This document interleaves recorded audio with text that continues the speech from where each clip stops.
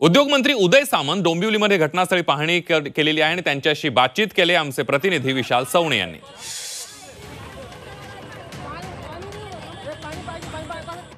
डोंबिवलीच्या MIDC phase 2 या ठिकाणी एक भीषण स्फोट झालेला आहे आणि घटनास्थळी तात्काळ उदय सामंतजी पोहोचलेले आहेत। आपण थेट त्यांच्याकडे जाऊया। उदय सामंतजी, शहराच्या अगदी बाजूला मधोमध म्हटलं तरी हरकत नाही MIDC आहे, भीषण स्फोट होतोय, नागरिकांच्या जीवाचा काही प्रश्न, काही विचार होतोय की नाही सरकारद्वारे?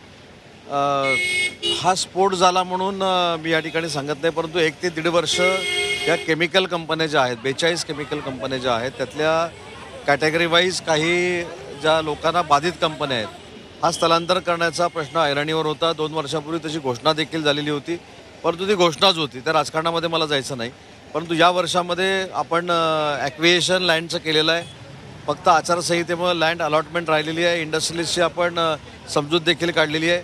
4 तारखेनंतर ह्या ज्या अतिसंवेदनशील केमिकल कंपन्या आहेत ह्या बाहेर नेण्याच्या संदर्भात MIDCने शिक्कामोर्तब केलेला आहे। जखमींना काही मदतीसाठी शासन सगळ्या जखमींच्या सोबत उभं राहील, घाबरण्याचं काही कारण नाही। त्यांच्या कुटुंबियांना मुख्यमंत्री देखील या सगळ्या गोष्टीवर लक्ष ठेवून आहेत आणि जेवढे जखमी झाले त्याची जबाबदारी इंडस्ट्रियलिस्ट देखील उचलतील आणि त्यांचा जो उपचाराचा खर्च आहे तो शासन करेल। सर, आगामी अधिवेशनामध्ये पुन्हा एकदा हा मुद्दा उपस्थित करणार आहात का केमिकल फॅक्टरीचा? कारण हा थेट नागरिकांच्या आजूबाजू परिसरातल्या लोकांच्या जीवाची खेळ मुद्दा उपस्थित करण्याची काही आवश्यकता नाही। ह्याच्यावर धोरणात्मक निर्णय आपण घेतलेला आहे आणि म्हणून सांगितलं की आग लागली म्हणून तात्पुरतं काहीतरी सोल्युशन काढण्यात काही पॉईंट नाही, त्याच्यावर परमनंट सोल्युशन आम्ही काढलेलं आहे आणि ABC कॅटेगरी करून कुठच्याही परिस्थितीमध्ये या ज्या केमिकल कंपन्या आहेत या बाहेर नेण्याच्या दृष्टीनं धोरणात्मक निर्णय आम्ही घेतलेला आहे। कॅमेरा पर्सन अनिल सौंदाडेसह विशाल सवणे, झी 24 तास, डोंबिवली MIDC।